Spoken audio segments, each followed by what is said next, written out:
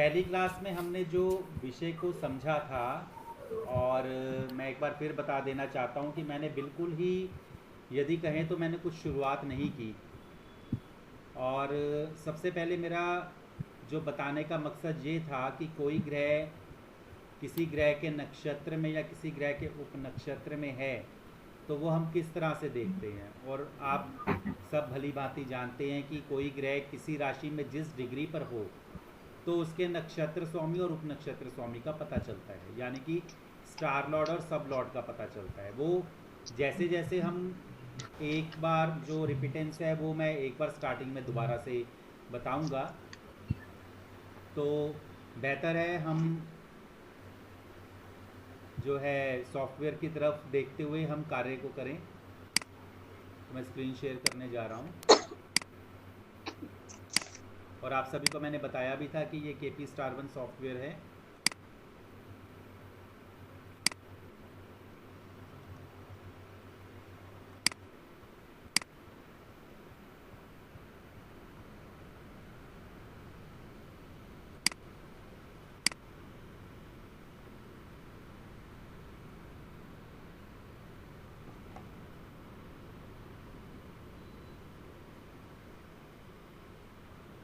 तो आप सभी को स्क्रीन दिख रहा होगा।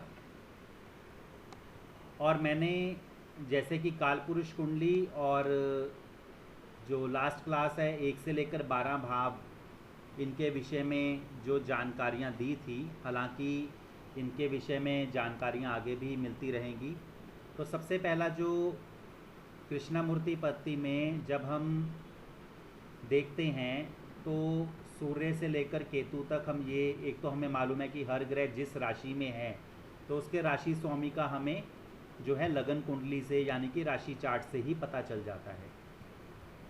लेकिन कोई ग्रह किसी ग्रह के नक्षत्र में या जिस ग्रह के नक्षत्र में या जिस ग्रह के उपनक्षत्र में, तो नक्षत्र यानी कि स्टार लॉर्ड और उपनक्षत्र यानी कि सब लॉर्ड,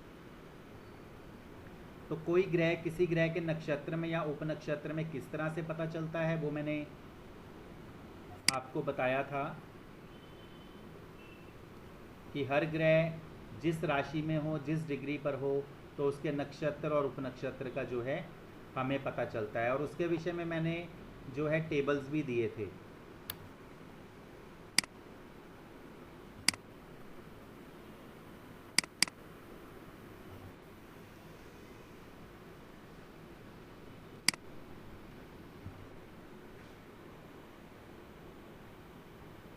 एक तो मैंने आप सभी को ये वाला टेबल दिया था,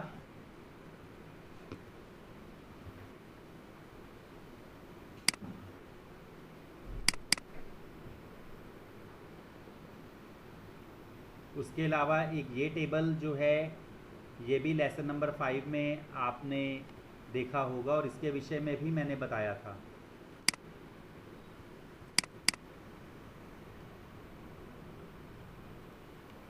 और ये जो टेबल है, जैसे कि इस टेबल में यदि हम देखते हैं तो एक तो हमें ये देखिए, मैंने आपको बताया था कि ये टेबल किस प्रकार से हैं। जैसे मेष, वृषभ, मिथुन, कर्क, सिंह, कन्या, तुला, वृश्चिक, धनु, मकर, कुंभ और मीन। तो मेष से लेकर मीन तक ये राशियां हैं। मेष के साथ अप्रैल महीना इसलिए लिखा होता है क्योंकि अप्रैल के महीने में 13-14 अप्रैल को जो है सूर्य मेष राशि में प्रवेश करता है। उसके बाद वृषभ के साथ मई महीना इसलिए लिखा है क्योंकि जब मई के महीने में संक्रांति आती है तो सूर्य जो है वृषभ राशि में प्रवेश करता है। देखिए, ये जो आपको इस विषय में मैं बता रहा हूँ तो ये बिल्कुल स्टार्टिंग पॉइंट है, और इसलिए क्योंकि इसकी उपयोगिता बहुत है। हम जानते हैं कि हर महीने संक्रांत होती है।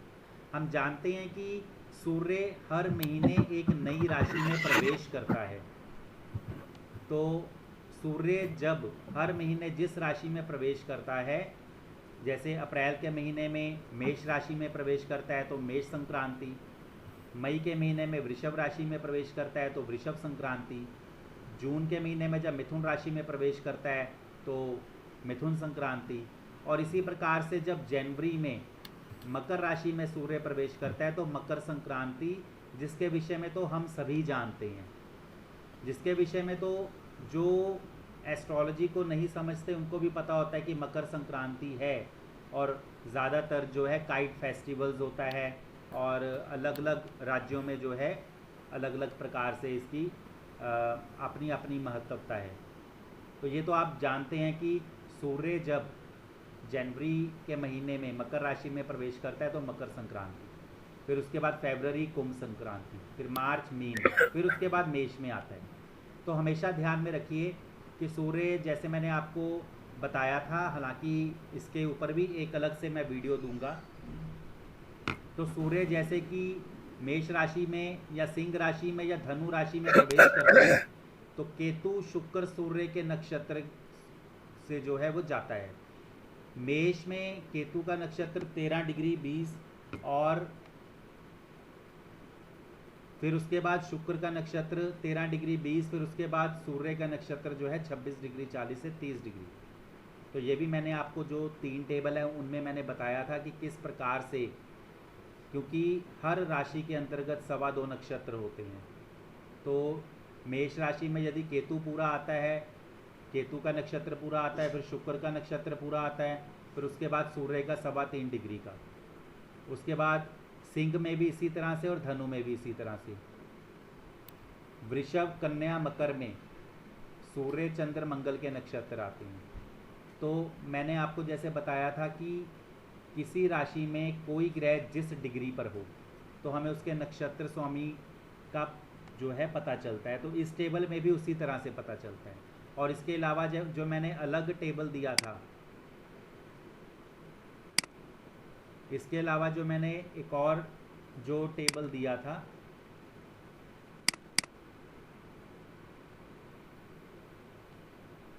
इसमें है ये वही टेबल है। इसमें ये है कि जहाँ नक्षत्रों की डिग्री है तो केतु के नक्षत्र में जो उप नक्षत्र हैं उनकी डिग्री जो है उस प्रकार से ये विभाग दी। और मैंने आपको बताया था कि लेसन नंबर 5 जो है उसमें विस्तृत जानकारी भी दी गई है। तो सूर्य मेष राशि में जब प्रवेश करता है, पहले केतु के नक्षत्र में, फिर शुक्र के नक्षत्र में, फिर सूर्य के नक्षत्र में।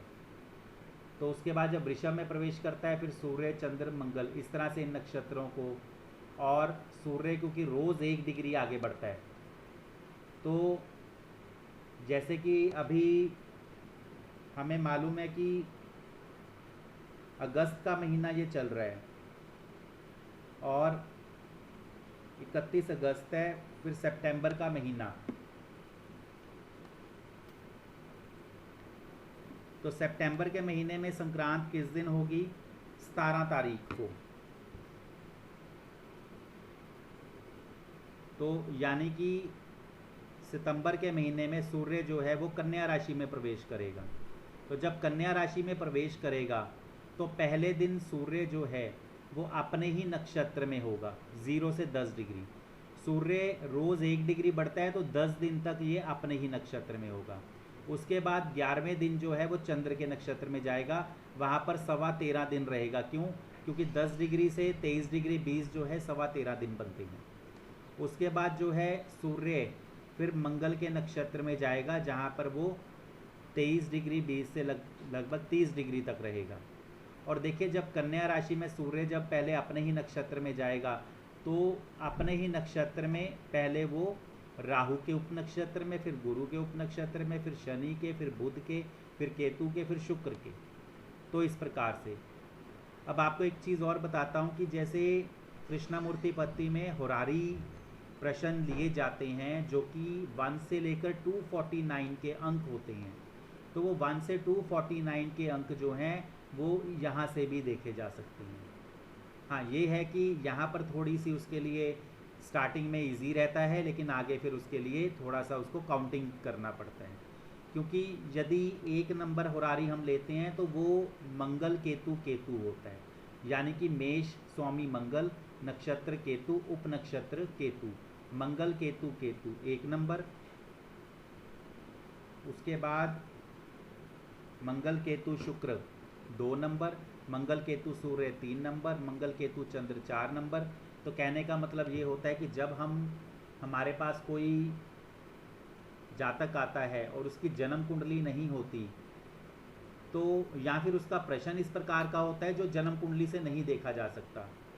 तो ऐसे में हम जब वो प्रश्न कोई पूछता है तो हम उससे कहते हैं कि आप ईश्वर को ध्यान में रखते हुए और अपने प्रश्न के लिए मार्गदर्शन की कामना करते हुए 1 से 249 के बीच में जो नंबर आपके दिमाग में क्लिक हो तो वो नंबर आप बताइए। चाहे उसके दिमाग में 3-4 नंबर आ रहे हों अलग अलग प्रकार से, चाहे 5-6 नंबर आ रहे हों, चाहे वो अचानक से 1 से 20 के बीच में कोई नंबर सोच रहा है, अचानक से वो जंप करके 90 से 100 के बीच में चला गया, या जंप करके 125 से 180 के बीच में चला गया, मतलब कोई भी नंबर उसके, तो जो उसकी जीवा से नंबर बोलकर हमारे समक्ष आएगा तो उसकी हम प्रश्न कुंडली बनाकर फिर उसके प्रश्न की स्थिति को देखते हैं।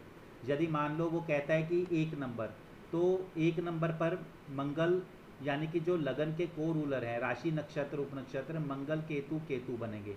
यदि वो बोलेगा 2 नंबर, मंगल केतु शुक्र, यदि वो बोलेगा 3 नंबर, मंगल केतु सूर्य, तो ये मतलब कि, और यहीं से जैसे आप देख रहे हैं कि मेष में मंगल केतु बुध तक, उसके बाद जो है फिर मंगल शुक्र शुक्र, फिर मंगल शुक्र सूर्य, फिर मंगल शुक्र चंद्र, इस प्रकार से। हालांकि हर सॉफ्टवेयर में ये सुविधा भी होती है, जो ये 1 से 249 के जो नंबर होते हैं,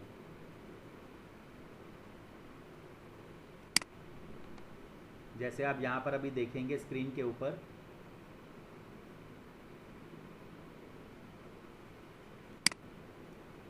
जैसे आप देख रहे हैं ये 1 से 249 के जो नंबर हैं, ये 1 नंबर है मंगल केतु केतु, 2 नंबर है मंगल केतु शुक्र, 3 नंबर है मंगल केतु सूर्य, 4 नंबर है मंगल केतु चंद्र। तो ये 1 से लेकर 249। अब देखिए ये मेष राशि के अंतर्गत केतु का नक्षत्र, केतु का भी भाग आ गया, उसके अंतर्गत जो सब लॉर्ड हैं जो उपनक्षत्र हैं उनके भी भाग आ गए।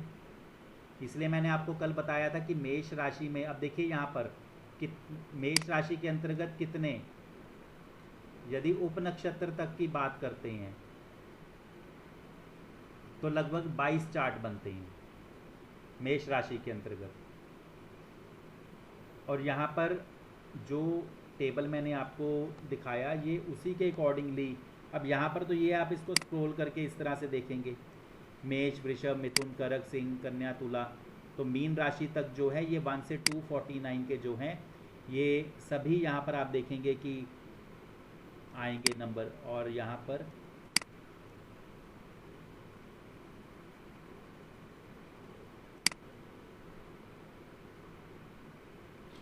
तो यहाँ पे आप देखिए 249 तक, और लास्ट जो है गुरु बुध शनि,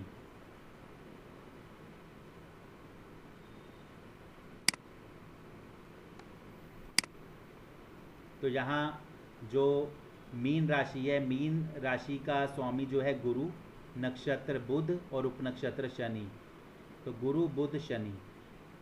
यहाँ पर इस टेबल में यदि हम देखते हैं कि पहले मेष राशि मंगल केतु केतु, तो जब केतु शुक्र सूर्य, तो इनके जब नक्षत्र उपनक्षत्र की पूरी जैसे पूरी काउंटिंग हो जाएगी, उसके बाद वृषभ, तो इस तरह से ये मतलब एक आप इसको एज ए स्क्रीनशॉट अपनी गैलरी में रख सकते हैं। तो ये बहुत ही जो है आसानी से देखा जाने वाला ये टेबल है। और मैंने आपको ये भी बताया था कि कोई ग्रह किसी राशि में जिस डिग्री पर तो उसके नक्षत्र उपनक्षत्र का पता चलता है।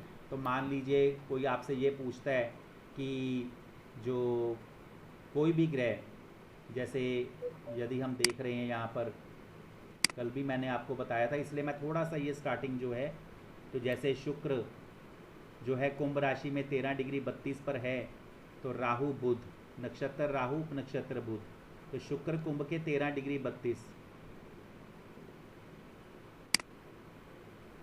तो शुक्र कुंभ के 13 डिग्री 32। अब 13 डिग्री 32 का जो हिस्सा है कुंभ राशि के अंतर्गत, देखिए मंगल राहु गुरु के नक्षत्र आते हैं, और 13 डिग्री 32 का हिस्सा यहाँ पर आता है।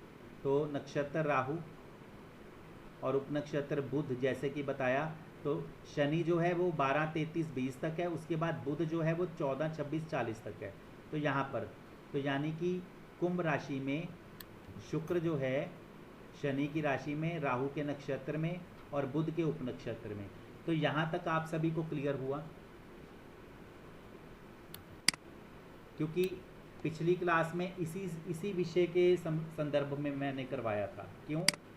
क्योंकि कल को मान लीजिए कोई आपसे ये पूछ ले कि आप ये कह रहे हैं कि ये ग्रह इस ग्रह के नक्षत्र में और इस ग्रह के उपनक्षत्र में, तो ये किस प्रकार से हुआ?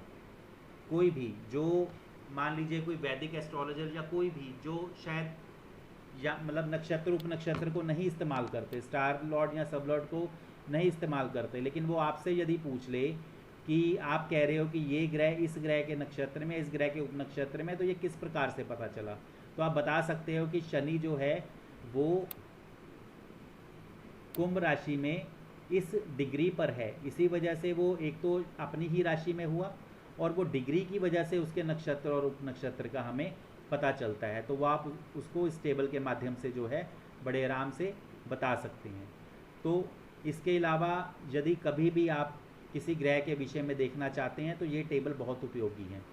और इसके अलावा 1 से 12 भाव का भी मैंने बताया था कि हर भाव, देखिए जैसे हर ग्रह की राशि डिग्री है, हर भाव की राशि डिग्री है, तो वो भी हमें उसके मतलब हर भाव किस राशि, तो उसका राशि स्वामी, नक्षत्र, उपनक्षत्र, वो भी पता चलता है।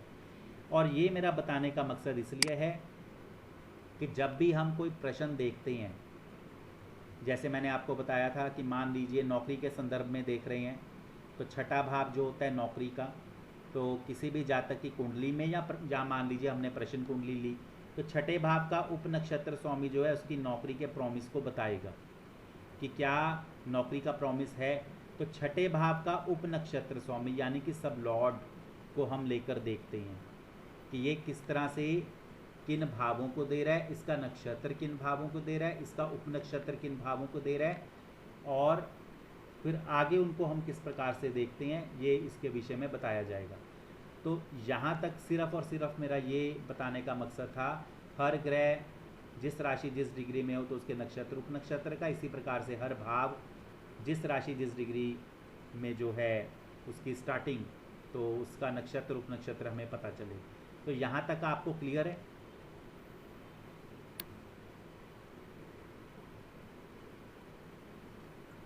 जी जी सर। जी।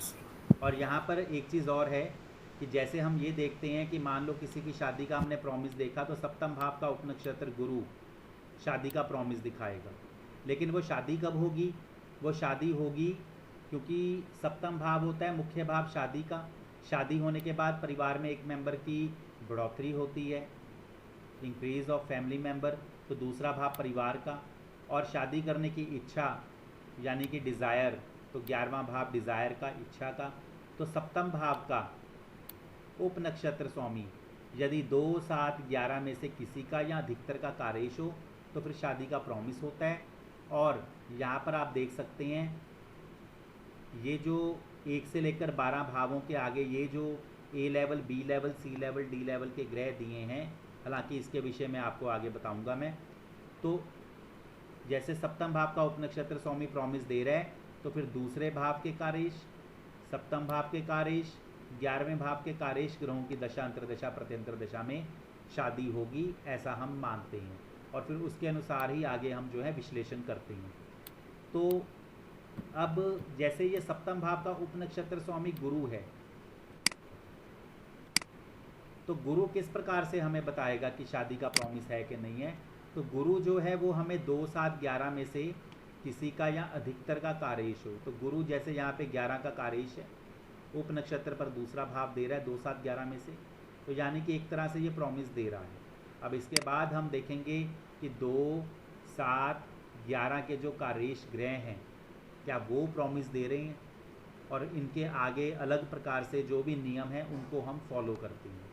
तो कहने का मतलब ये है कि अब हर ग्रह किन भावों का कार्येश है, हर ग्रह किस प्रकार से अपने नक्षत्र उपनक्षत्र के फल को देता है, इसको हम समझते हैं। और उसके अलावा 1 से 12 भाव के जो ये ए लेवल, बी लेवल, सी लेवल, डी लेवल, इनको भी हम आगे जो है समझेंगे। लेकिन उससे पहले आपको, जैसे कि मैंने आपको बताया था कि हमारा जो ये ग्रुप है टेलीग्राम का, तो यहाँ पर मैंने लेसन्स जो हैं भेजे हुए हैं, तो आप देख सकते हैं 8 फाइल्स हैं। तो यहाँ पर जैसे ये लेसन नंबर 1 है, लेसन नंबर 2 है, तो लेसन नंबर 1 और लेसन नंबर 2 मैं एक बार इसको दोबारा से यहाँ पर खोल रहा हूँ।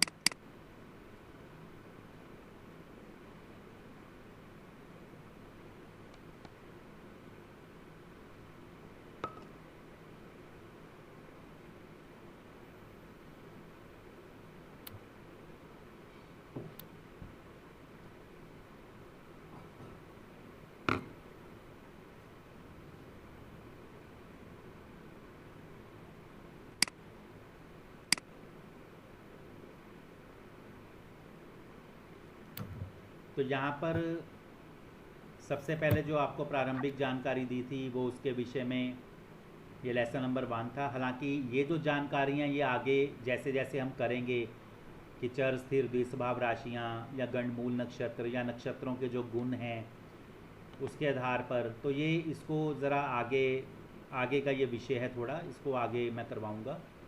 और उसके बाद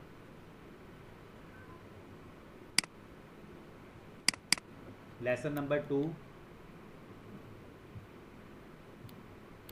और लेसन नंबर 2 में यदि आप देखेंगे तो मैं एक बार थोड़ा सा कि यहाँ पर जो 3 टेबल दिए थे इसके विषय में आपको बताया था। और इन 3 टेबल का जो है एक सिंगल टेबल, ये छोटा टेबल जो उन टेबल का ही एक हिस्सा है, तीनों का कंबाइंड टेबल है ये। इस टेबल के विषय में भी आपको अच्छे से पता चला। और इसके बाद का जो मैंने टेबल जो लेसन नंबर 5 में है, जिसमें उपनक्षत्र या सबलॉर्ड भी पता चलते हैं, तो वो भी, तो ये 2 लेसन आपको करवाए थे। और यहाँ पर कि हर ग्रह जिस राशि जिस डिग्री में उसका नक्षत्र स्वामी कौन है ये आपको पता चले। तो ये इसके बारे में भी, हालांकि जैसे जैसे हम इनको बार बार देखेंगे, किसी चार्ट को देखेंगे, हमें बड़े अच्छे से इनकी जो है प्रैक्टिस होगी। अब बात आती है लेसन 3 की।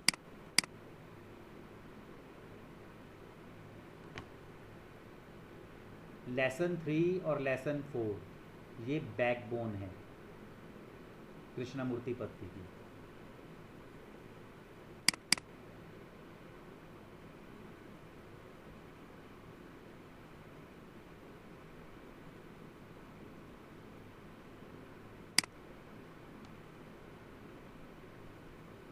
तो इस लेसन 3 में एक तो जो भावचलित कुंडली किस प्रकार बनाई जाती है, हालांकि मैं आपको बताऊंगा,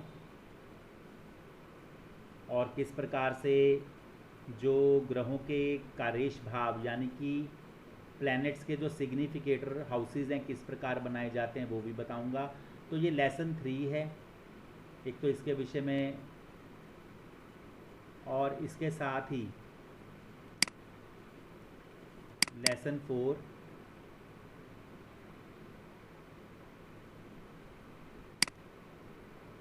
ये लेसन 4 है जिसमें भावों के कार्येश ग्रह यानी कि हाउसेस के जो सिग्निफिकेटर प्लैनेट्स हैं, जो ए लेवल, बी लेवल, सी लेवल, डी लेवल, तो वो भी यहाँ पर किस प्रकार से बनाए गए हैं अभी इसके विषय में भी बताऊँगा। तो ये मैं आपको दिखा रहा हूँ कि ये लेसन 3 और 4 हैं। लेकिन इसी लेसन 3 और 4 का एक कंबाइंड लेसन एक और मैंने जो बनाया था, जो कि ज़्यादा आसानी से समझ आने वाला है। तो जब मैं आपको एक बार ये लेसन करवाऊंगा, तो जब भी आप इस लेसन को, ये वाला लेसन जो एक्स्ट्रा लेसन मैंने बनाया है, तो इसको जब भी आप देखेंगे तो आपको ये बड़े आसानी से समझ में आएगा। तो पहले मैं ये लेसन 3 और लेसन 4 को अब एक्सप्लेन करूं, ठीक है? क्योंकि देखिए एक इस पर यदि हम बात करें सीधी सी,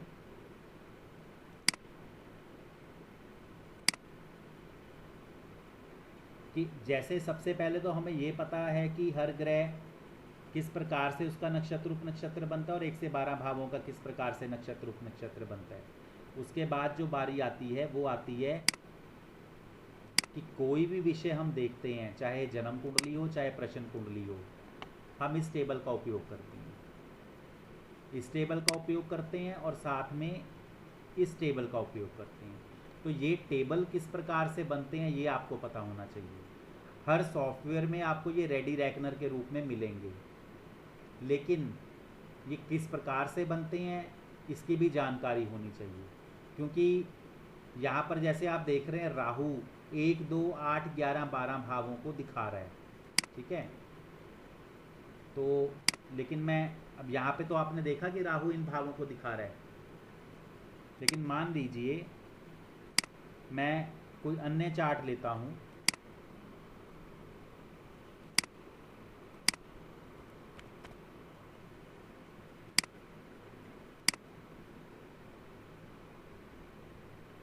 तो वहाँ पर राहु, अब यदि हम देखते हैं, ये मैंने जैसे एक अन्य चार्ट लिया है, हालांकि ये ट्यूशन का एग्जाम्पल है, इसी एग्जाम्पल के आधार पर जो है लेसन 3 लेसन 4 जो है बने हुए हैं। अब यहाँ पर देखिए,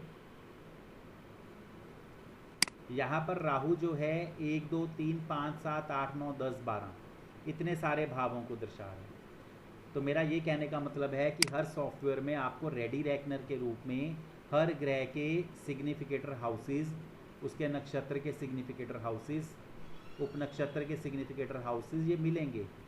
लेकिन यदि कोई आपसे पूछ ले कि ये राहु के इतने भाव कैसे बने, तो आपको पता होना चाहिए कि ये इस प्रकार से बने हैं। नहीं तो सीधे तौर पर तो मैं भी सॉफ्टवेयर के माध्यम से करवा सकता हूँ, लेकिन पहले हमें ये जानकारी हो कि ये किस प्रकार से बने हैं। तो इससे पहले अब जो मैं आपको बताने जा रहा हूँ ये ध्यान दीजिएगा कि कृष्णामूर्ति पद्धति में लगन कुंडली यानी कि यह राशि चार्ट, और कस्प कुंडली यानी कि भाव चलित चार्ट, इन दोनों की उपयोगिता है। और सबसे ज़्यादा उपयोगिता है ये भाव चलित चार्ट की। नवमांश चार्ट का हम उपयोग नहीं करते, तो ये आप ध्यान में रखिए, नवमांश चार्ट का कृष्णामूर्ति पद्धति में उपयोग नहीं करते। भाव चलित चार्ट और राशि चार्ट इनका उपयोग करते हैं। तो सबसे पहले तो ये भाव चलित चार्ट किस प्रकार से बनता है। अब यहाँ पर पहले मैं इस टेबल को लूँगा यहाँ पर, और इसके साथ ही मैं ये वाला टेबल भी खोलूँगा। तो अब ध्यान दीजिए, कृष्णामूर्ति पद्धति में जैसे आपको याद हो, बचपन में हम कई बार क्लासेस में क्या करते थे, पहले के टाइम में इंक पॉट यानी कि जो इंक होती थी उसको हम जैसे, या बॉल पेन की भी इंक कह सकते हैं, तो पेपर के हाफ पेपर पर हम जैसे इंक को फैला देते थे और उसको पेपर को सेंटर से फोल्ड करके हम फोल्ड कर देते थे। तो क्या होता था, जो ऊपर की ओर यदि हमने इंक फैलाई है तो बिल्कुल सेम एज इट इज़ नीचे की ओर उसका एक तरह से वो छाप पड़ जाती थी, और यदि नीचे की ओर इंक हमने की है तो सेम ऊपर की तरह वो छाप पड़ जाती थी, आपने देखा हो। उसी प्रकार से 1 से लेकर 6 भाव और 7 से लेकर 12 भाव, ये इसी तरह से 6 और 7 के बीच में यदि हम एक तरह से करें तो ये आप देखेंगे लगन जो है कुंभ का 25 डिग्री 20 कला 14.27, ठीक है। और यदि सप्तम भाव को देखेंगे तो यहाँ पर क्या है, सिंह लियो 25 डिग्री 20 कला 14.27। दूसरा भाव देखेंगे मेष 4 डिग्री 38 कला 9.15, और यहाँ पर 8वां भाव देखेंगे तुला 4 डिग्री 38 कला 9.15।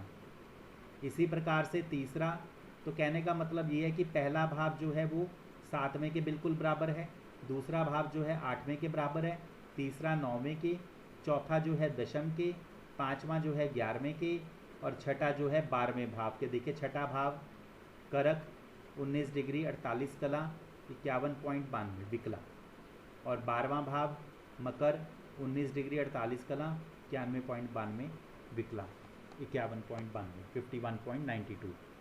तो यानी कि ये बिल्कुल जो है वो उस तरह से बराबर हैं। अब ये भी ध्यान रखिए, कृष्णामूर्ति पद्धति में कोई भाव छोटा हो सकता है, कोई भाव बड़ा हो सकता है। देखिए यहाँ पर मैं राशि चार्ट की बात नहीं कर रहा हूँ, राशि चार्ट का मतलब है कि ये राशि का चार्ट है, ये राशि कुंडली है। राशि कुंडली मतलब अगर ये कुंभ राशि है यहाँ पर, तो इसकी वैल्यू 30 डिग्री है, मीन की वैल्यू 30 डिग्री है, मेष की वैल्यू 30 डिग्री है, वृषभ की 30 डिग्री है। तो कुंभ से लेकर मकर तक ये 30 डिग्री 30 30 30 30 इस तरह से 12 गुना 30 360 डिग्री पूरा यहाँ पर बनता है, ठीक है। लेकिन जो भावचलित कुंडली है, तो ये क्या है, भाव चल रहा है, कस्प चार्ट। सबसे पहले तो ये डिपेंड करता है कि जातक का जन्म जिस समय हुआ उस समय लगन कितनी डिग्री पर था। तो ऐसे में ये हो सकता है कि भावचलित चार्ट में कोई भाव बड़ा हो सकता है, कोई भाव छोटा हो सकता है, तो कोई राशि का भाव ही लुप्त हो सकता है, यानी कि गायब हो सकता है। तो यहाँ पर आप देख सकते हैं कि राशि चार्ट कुंभ, मीन, मेष, वृषभ, मिथुन, कर्क, सिंह, कन्या, तुला, वृश्चिक, धनु, मकर। लेकिन भावचलित चार्ट में यदि आप देखें, कुंभ, मीन जो है वो लुप्त हो गई है यहाँ पर, मेष, वृषभ, और वृषभ का विस्तार हो गया है।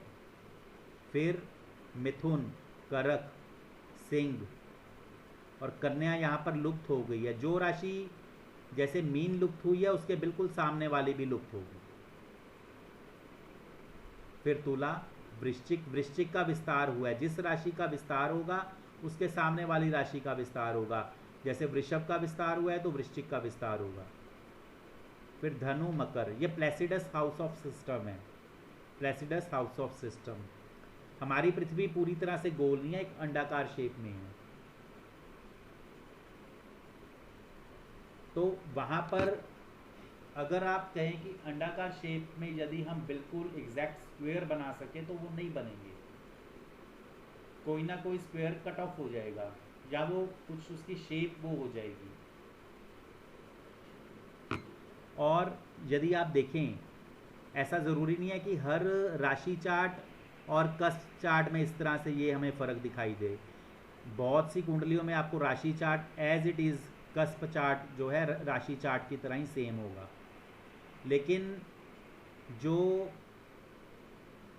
हम कहते हैं कि अक्षांश, रेखांश, जो इन जो रेखाओं के समीप जिनका जन्म होता है, तो वहाँ पर ऐसी हमें जो हैं ये यहाँ पर तब्दीलियाँ देखने को मिलती हैं। तो सबसे पहले तो अब जैसे आप देख रहे हैं कि इस जातक का जन्म उस समय हुआ जब कुंभ 25 डिग्री 20 कला पर था। मैंने आपको बताया था कि मेष लगन कि मान लो 15-20 कुंडलियाँ आ जाएं तो हमें कैसे अंतर पता चलेगा। हमें अंतर तो ऐसे ही पता चलेगा कि वो 15-20 जो जातक हैं उनका मेष लगन है तो किस डिग्री पर। अब देखिए यहाँ पर आप देख रहे हैं कि लगन कुंभ 25 डिग्री है। हो सकता था कि इस जातक का जन्म तब होता जब कुंभ लगन जो है 1 डिग्री पर होता, और ये भी संभव है कि किसी का जन्म जो होता है बिल्कुल 29 डिग्री पर होता है और 1-2 मिनट में ही लगन बदल रहा होता है। तो ऐसे में वो जातक भी कंफ्यूज होता है कि उसका लगन कौन सा है, वो लगन है या जो 2-3 मिनट बाद बदल रहा है वो लगन है। या कई बार किसी का जन्म बिल्कुल ऐसे टाइम पर होता है कि 2-3 मिनट पहले ही लगन चेंज हो चुका होता है। आप सब ने ऐसा नोटिस किया होगा। तो एक तरह से वो बॉर्डर लाइन होगी। तो अब इस जातक का जब जन्म हुआ उस समय कुंभ जो राशि है वो 25 डिग्री 20 तक जो है मतलब पहुंची, तब उसका जन्म हुआ। तो यहाँ पर आप देखिए, इसको कहते हैं कस्प डिटेल, यानी कि कस्प यानी कि भावचलित। जैसे भावचलित चार्ट को हम कस्प चार्ट कहते हैं। तो इस जातक का जब जन्म हुआ कुंभ के 25 डिग्री 20, तो यहाँ पर कुंभ लिखा गया। दूसरा भाव, क्योंकि कृष्णामूर्ति पत्ती में भावचलित चार्ट में कोई भाव छोटा हो सकता है, कोई बड़ा हो सकता है, कोई लुप्त हो सकता है। तो दूसरा भाव यहाँ पर कस्प मेष 4 डिग्री 38 कला है, तो इसलिए यहाँ पर दूसरे भाव में मेष राशि। तीसरे में वृषभ 4 डिग्री 37 और चौथे में वृषभ 29 डिग्री। तो यानी तीसरे और चौथे में जो है वृषभ राशि, तो यहाँ पर तीसरे और चौथे में ये वृषभ राशि है। पाँचवें में जो है मिथुन राशि जो कि 22 डिग्री, तो यहाँ पर पाँचवें में मिथुन। छठे में करक 19 डिग्री 48, तो यहाँ छठे में करक। सातवें में सिंह 25 डिग्री 20, तो सातवें में सिंह। आठवें में कन्या लुप्त है, तो तुला 4 डिग्री 38, तो यहाँ 4 डिग्री तुला जो है 38। नौवें और दशम में जो है वृश्चिक राशि, यहाँ आप देख सकते हैं नौवें और दशम में। और 11वें में जो है धनु 22 डिग्री 51, तो 11वें में धनु। 12वें भाव में जो है मकर 19 डिग्री 48, तो यहाँ मकर। अब यहाँ पर ध्यान दीजिए कि ये 1 से 12 भाव और ये जो राशियाँ हैं और ये जो डिग्रियाँ इनका क्या महत्व है। इनका ये महत्व है कि जैसे तीसरा भाव जैसे वृषभ का 4 डिग्री 37 से शुरू है, और चौथा भाव जो है वृषभ का वो 29 डिग्री 13 से शुरू है। तो मान लीजिए कोई ग्रह वृषभ में यदि 29 डिग्री 15 पर होगा या 13 पर होगा, ठीक है, तो वो चौथे भाव में होगा भाव चलित कुंडली में। और यदि मान लो 29 डिग्री से पहले 28 डिग्री पर कोई ग्रह यदि वृषभ राशि में है, तो वो तीसरे भाव में होगा। क्यों? क्योंकि चौथा भाव तो 29 डिग्री से शुरू है, तो 29 डिग्री से पहले का जो हिस्सा है वो तीसरे भाव में। और तीसरा भाव जो है वृषभ के 4 डिग्री 37 से शुरू है, तो यदि कोई ग्रह वृषभ के 3 डिग्री पर होगा तो वो फिर दूसरे भाव में होगा, क्योंकि वृषभ का 4 डिग्री से पहले का हिस्सा जो है वो पिछले भाव में है। तो जो भाव जिस राशि डिग्री से शुरू है और जहाँ पर वो अगला भाव जिस राशि डिग्री से शुरू है, तो उससे पहले का हिस्सा वो पिछले भाव में है। इस तरह से इसको हम देखते हैं। अब इसका मतलब ये है कि यहाँ पर जो ये हर ग्रह हैं, अब यहाँ पर आप देखिए क्या अंतर आपको दिख रहा है। यहाँ पर आपको राशि चार्ट यानी लगन चार्ट में जो है शनि लगन में दिख रहा है, लेकिन यहाँ पर कहाँ दिख रहा है? 12वें भाव में। यहाँ पर जो है मंगल को देखें तो आप तीसरे भाव में दिख रहा है, यहाँ पर मंगल कहाँ दिख रहा है? लगन में। यहाँ पर आप देखेंगे सूर्य बुध केतु, तो यहाँ पे शुक्र है। अब हम बहुत बार देखते हैं कि लगन कुंडली में ग्रह उच्च का होता है, लेकिन उसका उच्च का फल नहीं दिख रहा हमें। जातक के जीवन में उसका उच्च का फल हमें मिलता दिखाई नहीं दे रहा। तो भावचलित चार्ट में जब हम देखते हैं तो वो बदल गया होता है, उसकी स्थिति बदल गई होती है। मानेंगे तो हम यही, लेकिन जो स्थिति एक्चुअल में है, जो फल दे रही है, वो इसके अनुसार है। तो सबसे पहले तो आपको मैंने जो बताया कि जो ये कस्प की डिटेल है, इसके आधार पर ये भावचलित कुंडली बनी है। अब इस भावचलित कुंडली में जो ये ग्रहों की स्थिति है, सूर्य आप देखिए यहाँ पर जो है वृषभ राशि में 5 डिग्री 53 कला पर है। तो देखिए वृषभ राशि 5 डिग्री 53 कहाँ पर आ रहा है? तीसरा भाव जो है वृषभ के 4 डिग्री 37 से शुरू है और चौथा जो है वो 29 से। तो सूर्य जो है वृषभ के 5 डिग्री 53 पर, तो तीसरे भाव में आएगा। तो आप देखिए यहाँ पर तीसरे भाव में सूर्य लिखा हुआ है, जबकि यहाँ पर चौथे भाव में। ठीक है। अब इसके बाद चंद्र को देखें, कन्या में 5 डिग्री 58, तो कन्या में 5 डिग्री 58 पर चंद्रमा है। तो कन्या यहाँ पर देखिए कहाँ पर है? कन्या तो लुप्त हो गई थी, कन्या लुप्त हो गई थी। तो 7वां भाव जो है वो सिंह के 25 डिग्री 20 से शुरू है और 8वां भाव जो है वो तुला के 4 डिग्री 38 से शुरू है।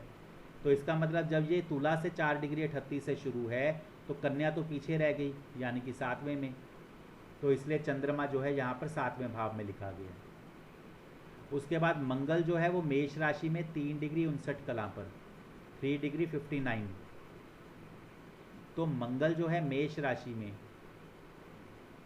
3 डिग्री 59, तो मेष राशि 3 डिग्री 59 देखें कहाँ पर है?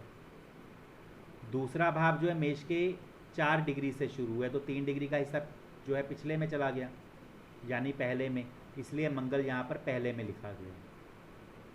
हालांकि मंगल जो है वो मेष राशि में है, तो यहाँ पर तो वो मेष राशि में ही दिखेगा आपको, लेकिन भाव चलित कुंडली में राशि डिग्री के हिसाब से वो पहले भाव में आ गया।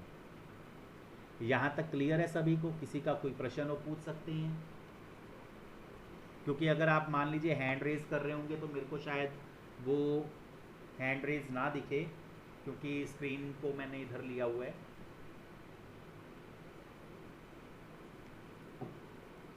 यहाँ तक किसी का कोई प्रश्न? क्लियर है सर। जी, सभी को क्लियर है, बहुत अच्छी बात है। फिर भी कोई प्रश्न हो आप पूछ सकते हैं बीच में। सर लग्न किसका पकड़ेंगे, राशि चार्ट या भाव चलित? देखिए, चाहे राशि चार्ट है चाहे भाव चली चार्ट, लगन तो वही है, कुंभ ही आएगा, उसमें कोई वो फर्क नहीं होगा, लगन वही आएगा। क्योंकि लगन तो कुंभ में, चाहे डिग्री तो कुंभ की यहाँ पर शो हो रही है, चाहे वो 25 डिग्री हो, चाहे वो 15 डिग्री हो, चाहे 10 डिग्री, वो तो वही शो होगा। यहाँ पर मेन चीज़ ये है कि हम भावचलित चार्ट में जो है ग्रहों को किस प्रकार लिख रहे हैं। राशि चार्ट में तो पता है सूर्य वृषभ में है, तो राशि चार्ट में वृषभ राशि जहाँ होगी सूर्य वहाँ होगा। अब वृषभ में कौन है? सूर्य है वृषभ में, बुध है वृषभ में, केतु है वृषभ में, तो सूर्य बुध केतु हमें वृषभ में दिख रहे हैं।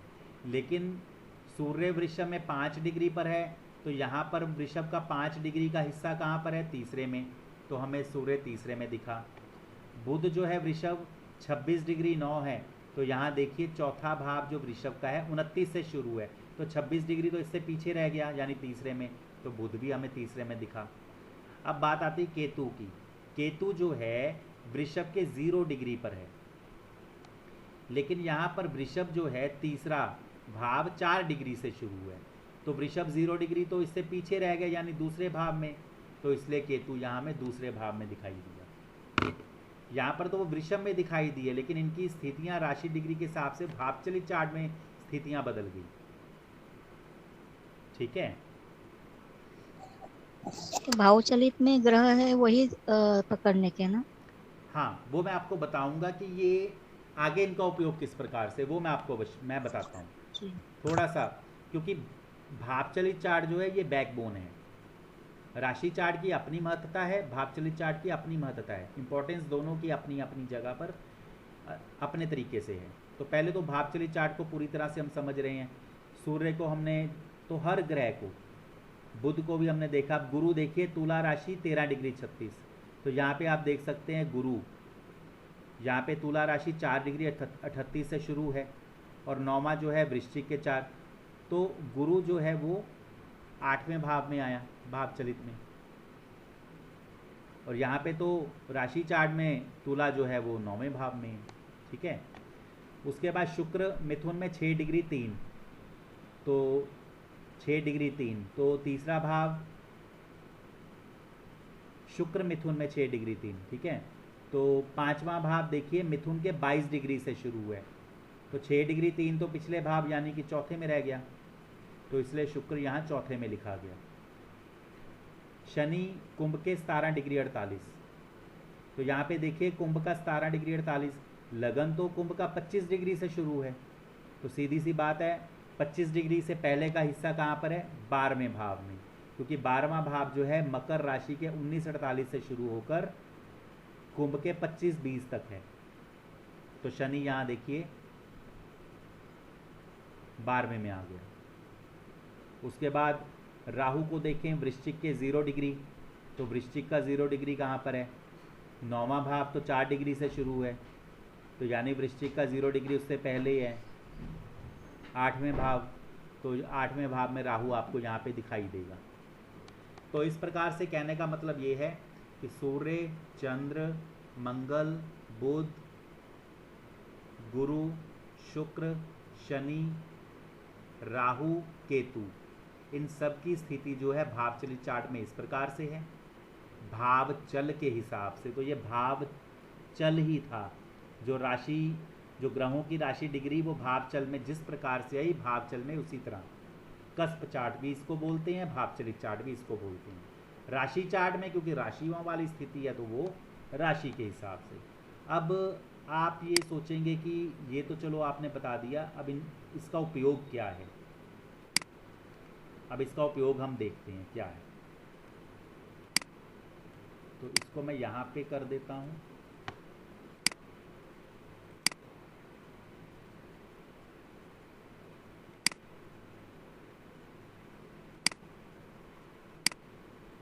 इसको ऐसे थोड़ा सा इस तरह से। अब ध्यान दीजिएगा कि जो ये टेबल है ग्रहों का, और जैसे कि मैंने आपको बताया था कि ये टेबल जो है विंशोत्तरी दशा का क्रम है, केतु, शुक्र, सूर्य, चंद्र, मंगल, राहु, गुरु, शनि, बुध।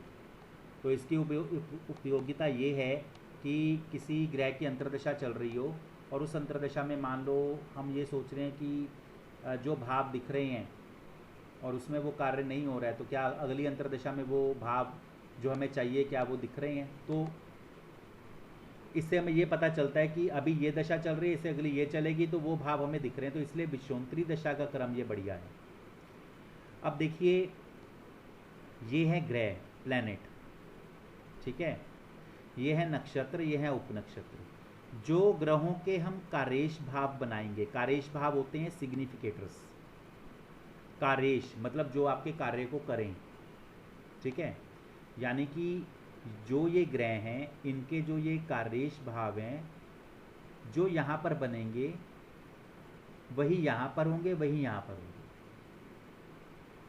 जैसे आप देख रहे हैं सूर्य यहाँ 3-7 है, तो यहाँ भी 3-7 है, और उपनक्षत्र पे भी सूर्य 3-7 है, ठीक है। बुध 3-5 है, तो यहाँ भी बुध 3-5 है, 3-5 है, यहाँ पर नहीं है। तो पहले हम समझते हैं कि ये किस प्रकार से बनते हैं। कल को आपको कोई पूछे कि हर ग्रह के ये जो सिग्निफिकेटर हाउसेज हैं आपने कैसे बनाए, तो हमने बनाए ये भावचलित चार्ट की सहायता से। तो पहला नियम अब आप ध्यान में रखें, कोई भी ग्रह भावचलित कुंडली में जिस भाव में स्थित होगा वो भाव यहाँ लेंगे, और जिन भावों में उसकी राशि होगी, यानी कि जहाँ का वो स्वामी होगा वो भाव हम यहाँ पर लेंगे। तो ये होता है ऑक्यूपेंट, यानी कि हर ग्रह जिस भाव में स्थित है, स्थित और ऑक्यूपेंट एक ही चीज़ है। और ये है स्वामी, यानी कस्पल लॉर्ड, क्योंकि ये कस्पल चार्ट के अकॉर्डिंग बना है ना, तो कस्पल लॉर्ड। तो सबसे पहले तो देखिए, केतु, शुक्र, सूर्य, चंद्र, मंगल, राहु, गुरु, शनि, बुध। केतु और राहु की पूरी जानकारी मैं बाद में दूंगा, लेकिन पहले हम इस तरीके से इसको समझें। हर ग्रह भावचलित कुंडली में किस भाव में स्थित है। केतु को देखें, दूसरे भाव में स्थित है, यहाँ 2 ऑक्यूपेंट। शुक्र जो है चौथे में स्थित है, 4। सूर्य जो है तीसरे में स्थित है, 3। चंद्र जो है 7वें में स्थित है, 7। मंगल जो है वो पहले में स्थित है, राहु 8वें में स्थित है, गुरु जो है वो भी 8वें में स्थित है, शनि जो है वो 12 में स्थित है, बुध जो है वो 3 में स्थित है। तो हर ग्रह भावचलित कुंडली में जिस भाव में स्थित है वो हमने लिखा। अब आती है स्वामित्व की बात, यानी स्वामी, यानी लॉर्डशिप। तो केतु और राहु की तो अपनी कोई राशि नहीं होती, ये छाया ग्रह हैं, शैडो प्लैनेट हैं, लेकिन बाकी ग्रहों की तो अपनी राशियां होती हैं। तो अब हम उनको भी यहाँ पर जिस प्रकार से आए लेंगे। तो मैं एक बार रिपीट कर रहा हूँ, शुक्र भावचलित कुंडली में चौथे भाव में स्थित है, तो शुक्र की राशियां होती हैं वृषभ और तुला। तो भावचलित कुंडली में वृषभ और तुला कहाँ पर है, देखिए वृषभ तीसरे भाव में भी है, चौथे भाव में भी है और 8वें भाव में भी है। तो आप देखेंगे शुक्र चौथे में स्थित है और तीसरे में उसकी राशि है, चौथे में उसकी राशि है, 8वें में उसकी राशि है। तो शुक्र चौथे में स्थित है, 3, 4, 8 का स्वामी है। इसको हम यदि बात करें इंग्लिश में, तो Venus is occupant of 4th house and lord of 3, 4, 8 house. तो कई बार दूसरे पूछते हैं कि शुक्र ये 3 भावों का स्वामी कैसे हुआ, तो वो भावचलित में उसके जो राशियां जिन जिन भावों में आई उसके अनुसार हुआ। अब सूर्य को लें, तीसरे में स्थित है, 7 का स्वामी है। आप देख सकते हैं यहाँ सूर्य तीसरे में स्थित है और 7वें भाव में सिंह राशि है। Sun is occupant of 3rd house and lord of 7th house, तीसरे में स्थित है, 7 का स्वामी है। चंद्रमा 7 में स्थित है, इसकी कर्क राशि देखिए यहाँ पर छठे भाव में, तो चंद्रमा 7 में स्थित है, 6 का स्वामी है। मंगल पहले में स्थित है, इसकी मेष और वृश्चिक राशि कहाँ पर है? मेष देखिए दूसरे भाव, तो वृश्चिक जो है 9वें और दशम, विस्तार हुआ था ना वृश्चिक का, तो मंगल जो है पहले में स्थित है, 2 9 10, 2 9 10 का स्वामी है। Mars is occupant of first house, Lord of 2 9 10। अब उसके बाद राहु, तो राहु तो देखिए 8वें में स्थित है, ऑक्यूपेंट ऑफ 8th हाउस। अब गुरु की बात आती है, गुरु 8वें में स्थित है।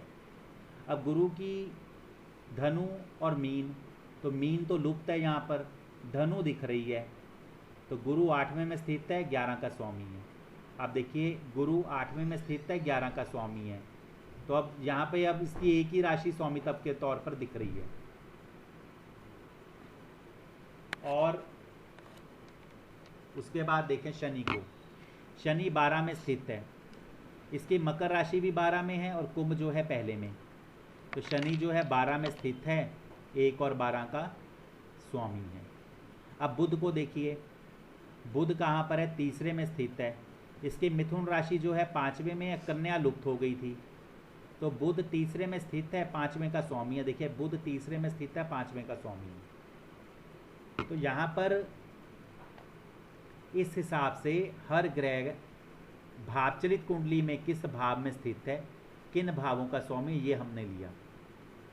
तो अब देखिए जब हमने यहाँ पर केतु से लेकर बुध तक इनको लिख लिया, तो आगे नक्षत्र जहाँ पर, जैसे सूर्य यहाँ पर नक्षत्र स्वामी बना है, यहाँ पर नक्षत्र स्वामी बना है, यहाँ पर नक्षत्र स्वामी बना है, तो सूर्य जो था 3 में स्थित, 7 का स्वामी, 3 7 3 7 3 7, ठीक है।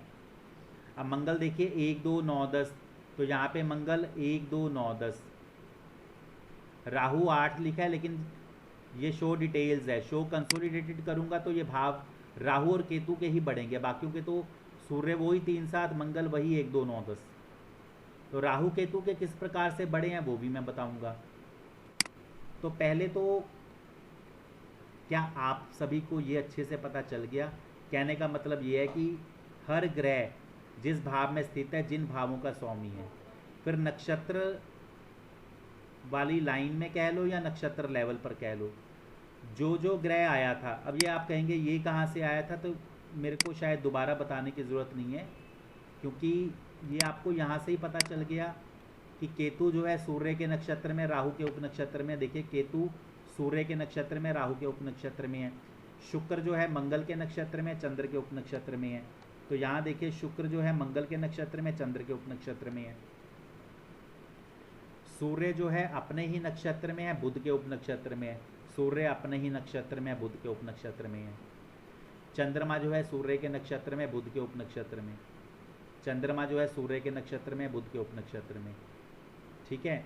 तो कहने का मतलब ये है कि हर ग्रह का नक्षत्र स्वामी उसकी राशि डिग्री के अनुसार बना, और उपनक्षत्र स्वामी भी उसकी राशि डिग्री के अनुसार बना। तो यहाँ पर जो ग्रहों के कार्येश भाव लिए एज इट इज़, जहाँ पर जहाँ पर वो नक्षत्र उपनक्षत्र बने, वही भाव वहाँ पर उनके सामने लिखे जाएंगे। यहाँ तक किसी का कोई प्रश्न हो तो पूछ सकता है।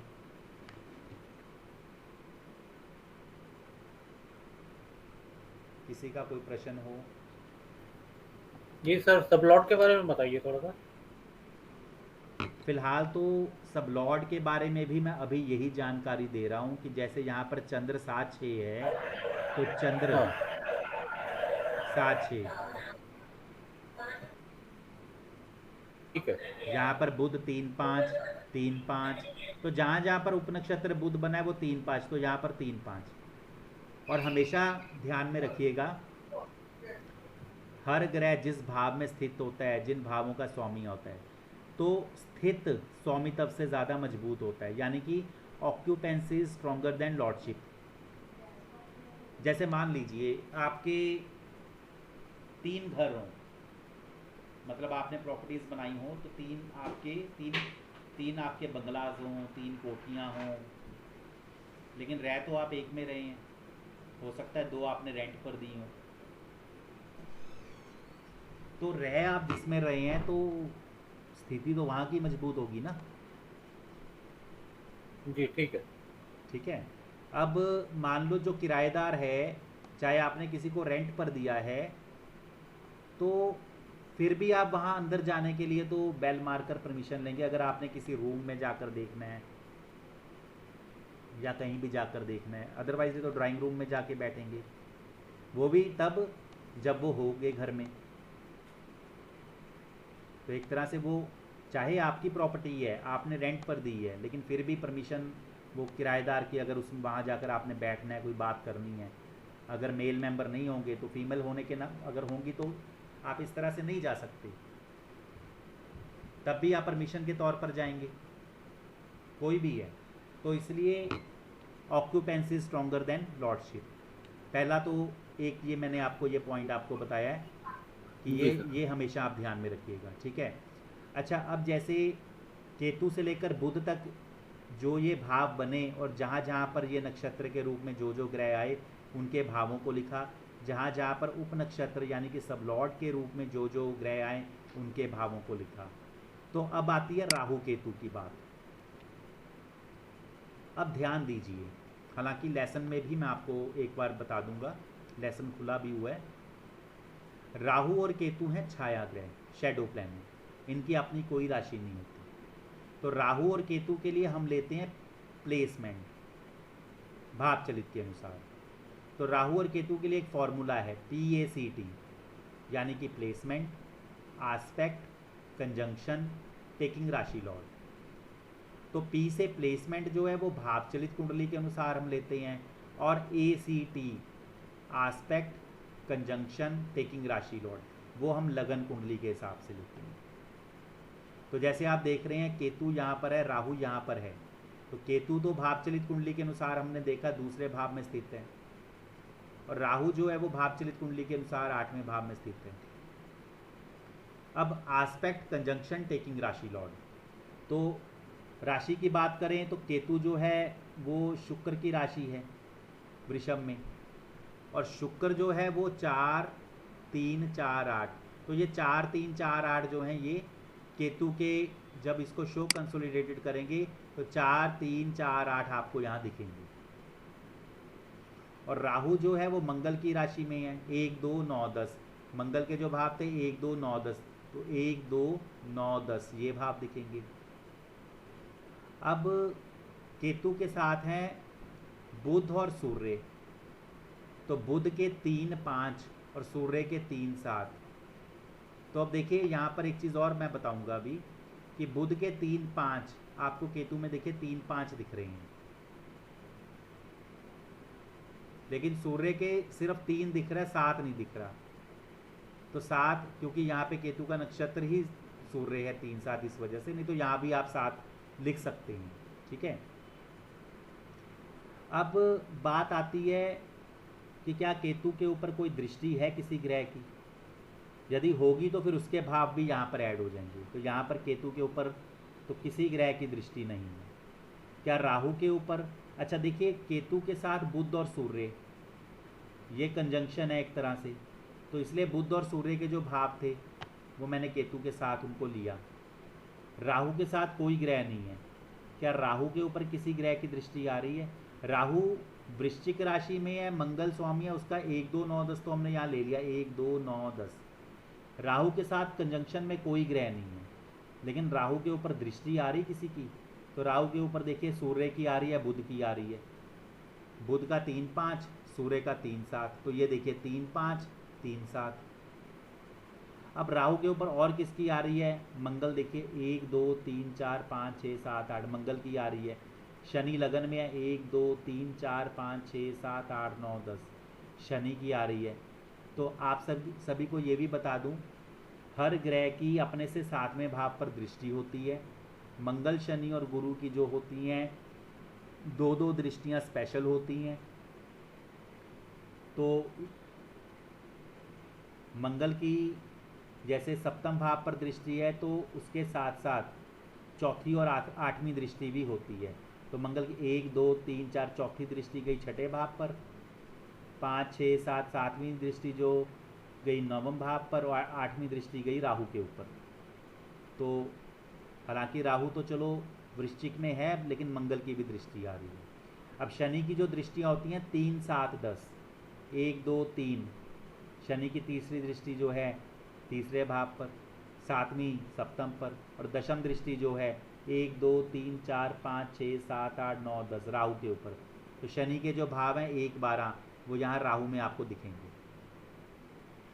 अब राहु, यदि हमने देखा था कि राहु जो है वो 8वें में स्थित है, लेकिन शो कंसोलिडेटेड में इतने सारे भाव मिले, तो राहु 8वें में स्थित है, मंगल की राशि में है 1, 2, 9, 10, सूर्य बुध की दृष्टियाँ आ रही हैं 3, 5, 3, 7, मंगल और शनि की दृष्टियाँ आ रही हैं शनि 1, 12, इसलिए राहु 1, 2, 3, 5, 7, 8, 9, 10, 12। और जहाँ पर राहु नक्षत्र स्वामी बना वहाँ पर भी वही सभी भाव आ गए। उपनक्षत्र पर जहाँ उपनक्षत्र स्वामी बना वहाँ भी वही भाव आ गए। तो कहने का मतलब ये है कि यहाँ पर जो इन ग्रहों के भाव आए हैं वो जहाँ जहाँ पर वो यहाँ पर आए हैं या जहाँ जहाँ पर यहाँ आए हैं, उनके भाव भी वहीं पर एज इट इज़ आएंगे। तो ये यहाँ तक क्लियर हुआ। अभी सिर्फ आपको ये ग्रहों के कार्येश भाव किस प्रकार से बने हैं ये पता होना चाहिए, दैट्स इट। उससे ज़्यादा अभी किसी और चीज़ में ना भी आप समझें कोई बात नहीं, सिर्फ ये पता होना चाहिए। तो मैं एक बार फिर से मैं वो जो मैंने PDF लेसन खोले थे एक बार उनकी तरफ आता हूँ। तो मैंने आपको बताया था कि सबसे जो मैंने आसान तरीके से ये वाला बनाया है। अब देखिए यहाँ पर जब इस लेसन को आप पढ़ेंगे, जब इस लेसन को पढ़ेंगे तो मैंने लिखा है भावचलित कुंडली बनाना, ग्रहों के कार्येश बनाना, भावों के कार्येश। तो मैंने भावचलित कुंडली बनाना और ग्रहों के कार्येश बनाना इसके विषय में बताया अभी आपको, यही मैंने उदाहरण दिया है। और मैंने देखिए क्या लिखा है, भावचलित कुंडली बनाने के लिए हम ये देखेंगे कि जातक के जन्म के समय लगन किस डिग्री से शुरू है, उसी को उधार मानकर हम वहाँ से शुरू करेंगे। हमारा सिस्टम प्लेसिडस हाउस ऑफ सिस्टम है। भावचलित कुंडली में कोई भाव छोटा तथा कोई भाव बड़ा हो सकता है। तो भाव बड़ा या छोटा होने के कारण कोई राशि लुप्त अवस्था में भी हो सकती है, और कोई राशि एक से अधिक भावों का अधिग्रहण भी कर सकती है, क्योंकि ये भावचलित कुंडली है। तो भावचलित कुंडली में 1 से 6 भाव तथा 7 से 12 भाव बराबर होते हैं, यही मैंने आपको बताया था। और ये बताया था कि 1 7 के बराबर, 2 8 के, 3 9 के, 4 10 के, 5 11 के, 6 12 के। और यहाँ पर मैंने ये दिए हैं, इनको आप देख सकते हैं। फिर मैंने देखिए यहाँ पर नियम लिखा है, हर भाव जिस राशि से शुरू होगा वही राशि अंक या राशि उस भाव में लिखी जाएगी, सिर्फ भावचलित चार्ट के लिए। तो पहला भाव 25 डिग्री 20 से शुरू है, तो इसलिए हमने पहले भाव में कुंभ राशि का अंक 11 लिखा। फिर दूसरा भाव, तो आप मतलब देख सकते हैं 1 से 12 भावों में किस प्रकार से भावचलित कुंडली में कौन कौन सा भाव लिखा है, यहाँ से आपको बहुत आसानी से पता चलेगा। तो जब भावचलित कुंडली हमने लिख ली, तब अब उसमें हम ग्रहों को लिखेंगे। अब देखिए मैंने क्या लिखा है, इस प्रकार भावचलित कुंडली में राशि भावों में लिखी गई है। अब आगे हम भावचलित कुंडली में ग्रहों को लिखेंगे।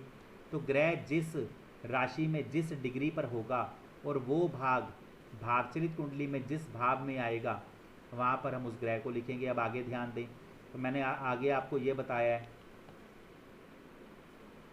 सबसे पहले सूर्य को लें, सूर्य वृषभ राशि में इतनी डिग्री पर है, ठीक है। तो मैंने आपको बताया कि भावचलित में देखें किस भाव में आता है। तो तीसरा भाव वृषभ के यहाँ से शुरू होकर वृषभ के 29-13 पर ख़त्म है। तो वहाँ यहाँ पर वृषभ 5 डिग्री 53 इनके बीच आ रहा है, तो सूर्य को भावचलित में तीसरे भाव में लिखेंगे। तो हर ग्रह को मैंने पूरा यहाँ पे एक्सप्लेन किया कि आपको समझ आए कि भावचलित कुंडली में किस प्रकार से हर ग्रह को लिखा है। फिर राहु और केतु का लिखा है, ठीक है। तो ये हमारा भावचलित चार्ट पूरा हुआ। फिर जो प्लैनेट के सिग्निफिकेटर यानी ग्रहों के कार्येश भाव बनाए, तो मैंने आपको देखो यहाँ पे लिखा है कि सूर्य जिस भाव में बैठा है उसकी राशि, तो वो सूर्य 3 7, चंद्र 7 6, मंगल 1 2 9 10, बुध 3 5, गुरु 8 11, शुक्र 4 3 4 8। तो इसी प्रकार से लिखना है, चाहे 4 2 बार आ रहा है हम 2 बार लिखेंगे, कि 4 में स्थित है, 3 4 8 का स्वामी है। ये नहीं कि सिर्फ एक बार, बहुत से सॉफ्टवेयर में ये होता है कि एक बार लिखा होता है, लेकिन जब हम इस प्रकार से लिखते हैं ना तो हमें पता चलता है कि ऑक्यूपेंट वो 4 का है, 3 4 8 का स्वामी है। इसी तरह से Shani occupant of 12th and lord of 12th 1, यानी 12वें में तो स्थित है ही है, उसके साथ साथ 12वें और 1 का स्वामी भी है, तो 12 को 2 बार लिखा है। ये नहीं कई सॉफ्टवेयर्स में सिर्फ 12 1 लिखा होगा, तो इसलिए ये लिखने का तभी हमें इसकी सही से स्थिति पता चलती है। अच्छा, उसके बाद मैंने आपको बताया कि अब राहु तथा केतु पर आते हैं। तो राहु तथा केतु भाव चलित के अनुसार ये लिया हमने। अब यहाँ पर राहु केतु की आगे की स्थिति लिखी है, और ये मैंने यहाँ पर ये टेबल भी इस तरह से दी है। तो ये तो इस तरह से, अब देखिए राहु केतु की मैंने आगे जो और स्थिति भी लिखी है वो भी मैं आपको बताता हूँ, 1 मिनट। तो ये इस लेसन में तो आप, अब यहाँ पर मैंने लिखा राहु केतु पर, तो भाव चलित कुंडली के अनुसार राहु केतु जिस भाव में स्थित है वो भाव लिखें, उनकी अपनी कोई राशि नहीं होती, ये हमेशा याद रखें। राहु केतु पर जिस ग्रह की दृष्टि हो लगन कुंडली के अनुसार उसके कार्येश भाव लिखें। राहु की युति यानी कंजंक्शन लगन कुंडली के अनुसार, इसी प्रकार से केतु का भी। अब इसी चीज़ को थोड़ा सा मैंने इजी वे में, जो लेसन है ये भी वैसे ही है लेसन, लेकिन थोड़ा सा मैंने अलग तरीके से, अच्छा ये कार्येश भाव तो ये वाला, तो भावचलित कुंडली बनाने ये इस लेसन में भी मैंने बताया था। आपको जिस लेसन में ज़्यादा इजी लगे उस लेसन से आप पढ़कर समझ सकते हैं, हालांकि मैंने आपको विस्तार से बता भी दिया है। राहु केतु का यहाँ पर थोड़ा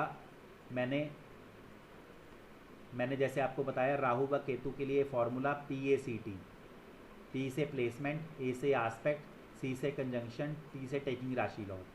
प्लेसमेंट जो लेनी है वो भावचलित कुंडली से, ACT यानी एक्ट लगन कुंडली लगन कुंडली लगन कुंडली के अनुसार। तो यहाँ पे मैंने बताया है कि राहु स्थित है 8वें में, उसके ऊपर दृष्टि आ रही है सूर्य बुध शनि मंगल की, और राहु का राशि स्वामी मंगल, तो ये इस तरह से। केतु 2 में स्थित है भावचलित कुंडली में, दृष्टि उसके ऊपर किसी की नहीं आ रही, सूर्य और बुध के साथ है 3 7 3 5, और राशि स्वामी है शुक्र 3 4 3 4 8। तो यानी कि केतु 2 3 4 5 7 8, 2 3 4 5 7 8। तो ये आपको क्लियर होगा सभी को। तो ये हमारे जो है कार्येश इस प्रकार से, ये इस लेसन में भी मैंने बताया कैसे बनेंगे। और यहाँ पे मैंने दृष्टियाँ भी बताई हैं कि हर ग्रह की 7वीं दृष्टि होती है, मंगल गुरु और शनि की 2-2 दृष्टियाँ। अब आपको एक और बात बताऊं कि ये जो इनकी 2-2 दृष्टियाँ, ये स्पेशल आस्पेक्ट है ना, इनका प्रभाव बहुत ज़्यादा पड़ता है। बाकी जब हम विषयों को करेंगे तो और इसके बारे में आपको स्थिति समझ में आएगी। तो यहाँ तक आप सभी को क्लियर है, क्योंकि आज मैंने सिर्फ और सिर्फ आपको प्लैनेट सिग्निफिकेशन के यानी ग्रहों के कार्येश भाव के विषय में मैंने आपको बताया है।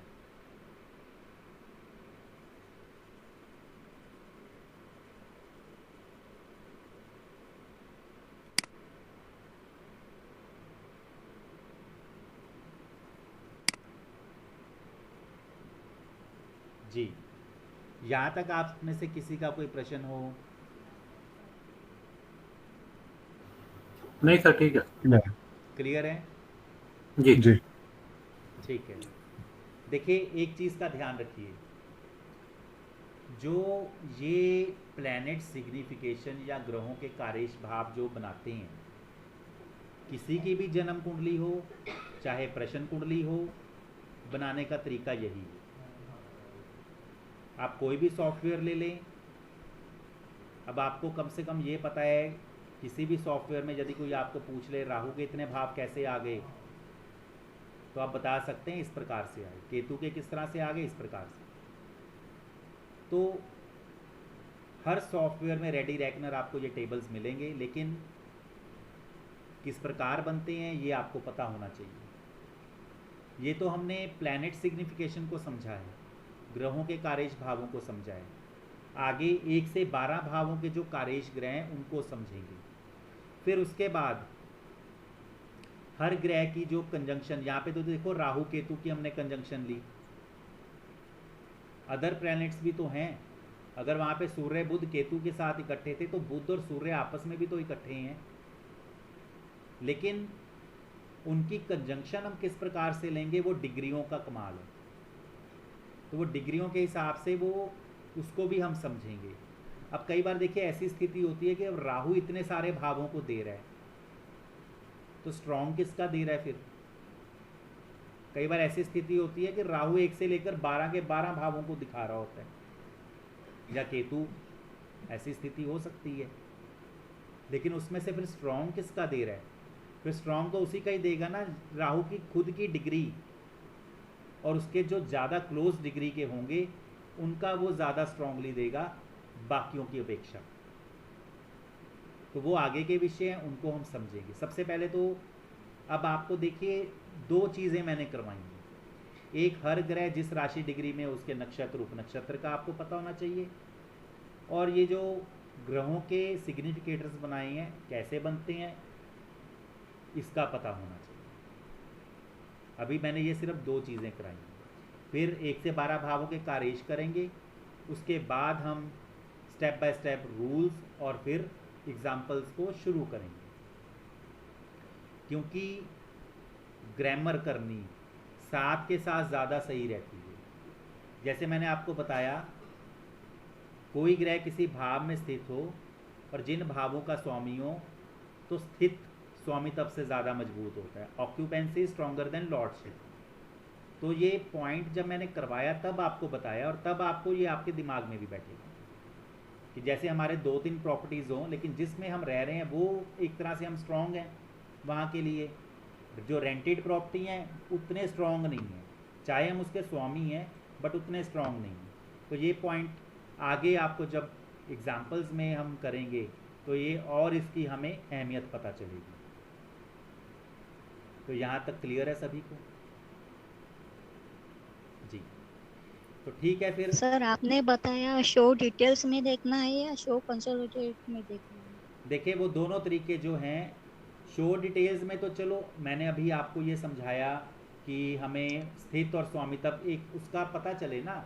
अब शो कंसोलिडेटेड में तो वो सभी ग्रहों के मतलब वो 4-4 भाग इकट्ठे, उसमें आपको नहीं पता चल रहा कि स्वामी किसका और ऑक्यूपेंट किसका है। लेकिन जब हम डिटेल्स में देखते हैं तो ऑक्यूपेंसी हमें अलग पता चलती है, लॉर्डशिप अलग पता चलती है। तो हम अपनी कन्वीनियंस के आधार पर शो कंसोलिडेटेड बाद में भी कर सकते हैं, वो बाद के विषय में। जी सर, जो ये 2 रूल्स अभी हमने करे, इसमें जो हमारे पास हाउसेज आए, इसके अलावा भी अभी एडिशन होंगे हाउसेज में या यही फाइनल हाउसेज होते हैं? देखिए वो एडिशन जो है वो ज़रूरत के हिसाब से है। जैसे आस्पेक्ट कर रहा है प्लैनेट आपने बताया, उनको भी लेंगे, तो क्या वो ऐड कर सकते हैं हाउसेज? कर सकते हैं, बट मैं चाहूँगा कि जब ज़रूरत हो तब करें। यदि अच्छा। मान लीजिए जी। कोई प्लैनेट है और वो हम शादी का विषय देख रहे हैं।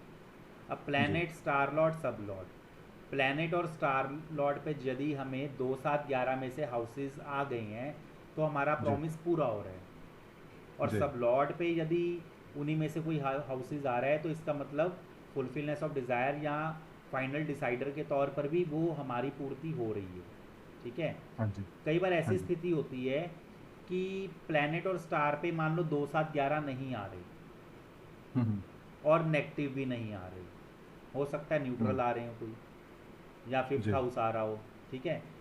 तो फिर हम देखते हैं कि 2, 7, 11 नहीं मिल रहा, फिर क्या किसी की कंजंक्शन के द्वारा मिल रहा है, तब हम ज़रूरत के आधार पर हमने ले लिया, या आस्पेक्ट उसके जो या कंजंक्शन या आस्पेक्ट कंजंक्शन के आधार पर यदि मिल रहा है तो वो कंजंक्शन और आस्पेक्ट कंजंक्शन, ये तो कंजंक्शन हमने देखी कि एक ग्रह के साथ दूसरा ग्रह कोई बैठा है, डिग्री वाइज नहीं ना देखी। लेकिन क्लोज कंजंक्शन हम 3 डिग्री 20 ऑर्बिट लेते हैं और आस्पेक्ट कंजंक्शन भी 3 डिग्री 20 ऑर्बिट लेते हैं। उसको हम ज़्यादा स्ट्रॉन्ग मानते हैं। तो यदि उस आधार पे आ रहा है तो मैंने ज़रूरत के अनुसार उसको ले लिया। तो अदरवाइज मगर सीधे आ रहे हैं, जी मान लीजिए शुक्र है सप्तम का उपनक्षत्र और वो मान लीजिए सेकंड का ऑक्यूपेंट है, ठीक है, और वो 2-7 का स्वामी है, तो हमें 2-7 मिल गए। जी तो चाहे अब हम कंजंक्शन ना लें, आस्पेक्ट कंजंक्शन ना लें, चलेगा। क्यों? क्योंकि जो हमें चाहिए वो हमें मिल गया, ठीक है। अच्छा, जैसे कोई प्लैनेट एस्पेक्ट कर रहा है हम्म, और वो सपोज 2-7-11 दे रहा है, उसके हम्म, पास हाउसेज हैं, हम्म। तो हम उसे ले लेंगे अगर हमें जरूरत है तो, यही ज़रूरत, मतलब है ना? हाँ ज़रूरत है ले लेंगे, लेकिन हम जी ज़्यादा स्ट्रॉन्ग लेते हैं। वो अच्छा डिग्री वाइज ज़्यादा स्ट्रॉन्ग हम लेते हैं, वो उसकी अहमियत आगे हम समझेंगे। ठीक है, ठीक है सर, वो आगे समझ लेंगे, बस थोड़ा डाउट क्लियर करने का। जी, किसी का और और सर कोई प्रश्न? जी जी जी पूछिए।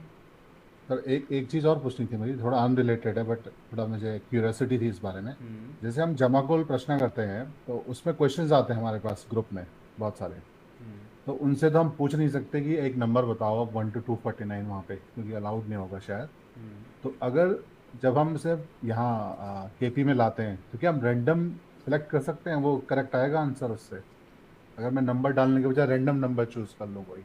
देखिए मैं वो भी बताता हूँ आपको जी कि वैसे तो देखिए जमाकूल एक अलग तरह की अप्रोच है, जी केपी एक अलग तरह की अप्रोच है। जी हमें अगर आप केपी के अकॉर्डिंगली देख रहे हैं, आप केपी के माध्यम से देखिए, मान लो अगर सामने वाले का आप देखना चाह रहे हैं तो केपी के जी अकॉर्डिंगली आप देखिए, लेकिन मैं चाहता हूं कि आप दोनों को मिक्स ना करें, नहीं क्योंकि सर, मैं मिक्स नहीं कर रहा, क्योंकि हाँ, क्वेश्चन और टाइम आ गया, तो मैं ये पूछ रहा था कि अब मैं उस उनसे ये नहीं पूछ सकता कि नंबर बताओ मुझे 1 से 249 तक। आप रैंडमली लेकर देखना चाहते हैं।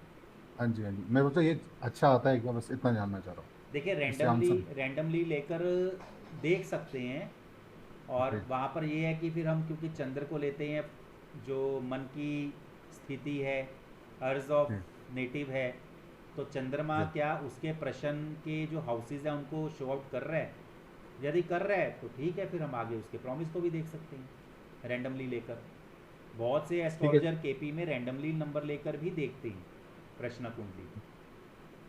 तो ठीक यदि उनका खुद का प्रश्न हो, खुद किसी प्रश्न को लेकर सोच रहे हैं, नेटिव से तो पूछा ही जाता है।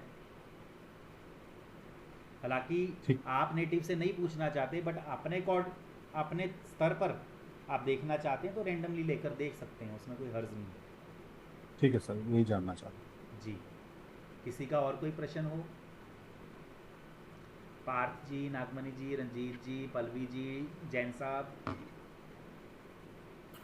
सर जैसे प्रदीप जी ने पूछा कि रैंडम नंबर ये अपने आप से ले सकते हैं, तो ये तो चंद्रमा की जो है इनकी मनस्थिति बताएगी ना, उस व्यक्ति की तो नहीं बताएगी। नहीं, देखिए क्या होता है कि जब जातक हमारे पास आता है, वो एक तरह से वो हम एक तरह से दैवज्ञ हैं उसके लिए। वो हमसे पूछ रहा है, ठीक है, वो हमसे पूछ रहा है, उसका एक रिलेशन हमसे बना है, मानसिक स्तर पर भी रिलेशन बना है, तो ऐसे में देख सकते हैं, उसमें कोई हर्ज नहीं है। जैसे मान लीजिए, जी हाँ जी। अब देखिए, अगर मेरे पास कोई अभी कोई पूछने आ गया कुछ, और जो लगन चल रहा है, मान लीजिए चंद्रमा किन हाउसेस को शो कर रहा है, अगर मान लीजिए वो 2-7-11 को कर रहा है और उसका प्रश्न जो है शादी से संबंधित है, यदि मान लो नौकरी से संबंधित है, हो सकता है चंद्रमा छठे भाव को या 2-6-10-11 में से ज़्यादा को दिखा रहा हो या उनमें इन्वॉल्व हो, तो चंद्रमा एक तरह से उस स्थिति को भी दिखाता है।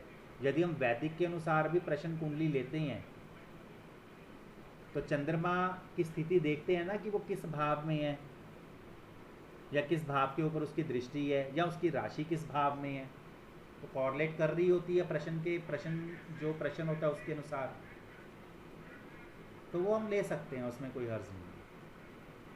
खैर ये आगे के विषय हैं, अभी तो मेन जी सर। चीज़ है कि हमें ये ग्रहों के नक्षत्र उपनक्षत्र कैसे बने वो हमें पता होना चाहिए। हर जी। ग्रह किन किन भावों का सिग्निफिकेटर या कारेश बन रहा है, कैसे बना वो हमें पता होना चाहिए। रेडी रेगनेट टेबल तो हर सॉफ्टवेयर में मिलेगा। ठीक है सर, ठीक है। जी जी। किसी का कोई और प्रश्न या फिर? सर जी ये वक्री वक्री होता है और अस्त होता है, तो उसके विषय में आगे आएगा या फिर केपी में वो व्यवस्था नहीं होती है? देखिए, केपी में अस्त को तो नहीं लेते। जो वक्री ग्रह है वो प्रश्न कुंडली में लिया जाता है, जन्म कुंडली में नहीं। जन्म कुंडली में जन्म के समय वक्री था। अब अगर जैसे मेरी कुंडली में शनि वक्री है, अब मैं 45 एज का हो गया हूँ, तो वो 45 ईयर्स पहले वक्री था जब जन्म हुआ था। अब हमेशा थोड़ी वक्री रहेगा। और अस्त के केस में क्या होता है सर? कुछ नहीं, अस्त के केस में हम एक तरह से नहीं लेते। हमारे लिए तो वो क्लोज डिग्री से ही अस्त होता है ना। सर वॉइस ब्रेक हो गई सर, सॉरी। क्लोज डिग्री से ही कंबस्ट होता है ना जी सन सर। से, तो वो हमारे लिए जी। कंजंक्शन होती है एक तरह से। अच्छा। हम रेट्रो को यानी वक्री को प्रश्न कुंडली में देखते हैं, उसकी क्या स्थिति है वो आपको बताई जाएगी। बाकी कंबस्ट वगैरह हम नहीं लेते। हमारे लिए जो ग्रह जिन भावों का कार्येश है, जिन हाउसेस का सिग्निफिकेटर है, उसके अकॉर्डिंगली वो हमें जो है रिजल्ट देगा, हम ऐसा मानते हैं। क्योंकि ठीक है सर। सर यदि हम वैदिक की चीज़ों को भी इसमें इंक्लूड कर दें, फिर हम कस्पल इंटरलिंक की चीज़ों को इंक्लूड कर दें, या अन्य जो तो ऐसे में क्या होगा, वो फिर कई जगह पर जाकर हम खुद ही कंफ्यूज हो जाएंगे। तो जो चीज़ इसमें ली गई हम उसी तरह से लेंगे और उसी तरह से ही हम करेंगे। एग्जाम्पल्स में भी आएगा, बहुत सी एग्जाम्पल्स में आएगा, आपको क्लियर पता चलेगा किस प्रकार से। जी सर। सर जैसे आप पिछले क्लासेस में बता रहे थे, जैसे 11th हाउस जो होता है वो कार्य करने का होता है, 12th हाउस जो होता है वो क्या उसको क्या बोलते हैं, तो वो जो मतलब फर्स्ट हाउस का सिग्निफिकेटर क्या है, मतलब क्या क्या हमें देखना है उससे सेकंड हाउस, वो आगे वाले क्लासेस में आएगा ना हाँ सर, जैसे हाँ, सेकंड हाउस? देखिए मैं आपको बताता हूँ हमारा मेन चीज़ क्या है। केपी एस्ट्रोलॉजी के अकॉर्डिंगली, जैसे कि मैंने आपको बताया, वैदिक एस्ट्रोलॉजी में हम क्या देखते हैं कि कोई ग्रह वो किस राशि में है, किस भाव में है, यही हम देखते हैं ना। और जी। नवांश का अलग उपयोग है उसमें, जो अलग अलग वर्ग के चार्ट है उनका अलग अलग उपयोग है। केपी में क्या है कि जो प्लेनेट हम ले रहे हैं वो ऑक्यूपेंट किसका है, लॉर्डशिप किसकी है, किसके स्टार में वो क्या दे रहा है, किसके सब में वो क्या दे रहा है, उसके आधार पे जो है हम अपना एनालिसिस करते हैं। तो ये है इसमें ज़्यादा वो नहीं है। बाकी आपकी प्रश्न अगर नहीं हुआ तो एक बार दोबारा से आप रिपीट करिए। सर मेरा पूछने का अर्थ ये था सर कि फर्स्ट हाउस जो है वो लग्न को दिखाता है, स्ट्रेंथ को दिखाता हाँ, है, होल बॉडी ठीक को है। दिखाता है, तो वैसे ही सेकंड हाउस क्या होता है, थर्ड हाउस क्या होता है, मतलब कोरा मैंने बहुत सारा देखा है, बट ओके, मैं समझ मतलब गया। वो आगे आने पहले वाले हाँ हाँ, बिल्कुल बिल्कुल, जी। पहले हम जो मेन जो बेस है, बेस को हम समझ लें, फिर उसके बाद हम फर्स्ट हाउस करेंगे। फर्स्ट हाउस में क्या होता है, लॉन्गिविटी, उससे रिलेटेड जो हमारे प्रश्न हैं उनको लिया जाएगा, रूल्स को लिया जाएगा, उनके एग्जांपल्स को लिया जाएगा। सेकंड हाउस क्या है, सेकंड मैरिज और धन का, उनके रूल्स और उनके एग्जांपल्स को लिया जाएगा। थर्ड हाउस क्या है, छोटी यात्रा का है, इंटरव्यूज़ का है, वीज़ा का है, छोटे भाई बहनों का है, इनके रूल्स को लिया जाएगा, फिर ऐसे एग्जांपल्स को लिया जाएगा। तो जो भाव जिससे संबंधित है उनके रूल्स उनको लिया जाएगा। मैं एक बार ग्रामर आपकी हो जाए तो जो आगे 1 से 12 भावों का जो एक अलग पूरा लेसन है वो भी आपको फिर कुछ दिनों में भेज दूंगा ना। जी सर, थैंक यू। जी, तो ठीक है, फिर आज के लिए इतना ही। सभी ठीक को है सर, शुभ रात्रि, नमस्कार। गुड नाइट, नमस्कार प्रणाम सर। जी, प्रणाम।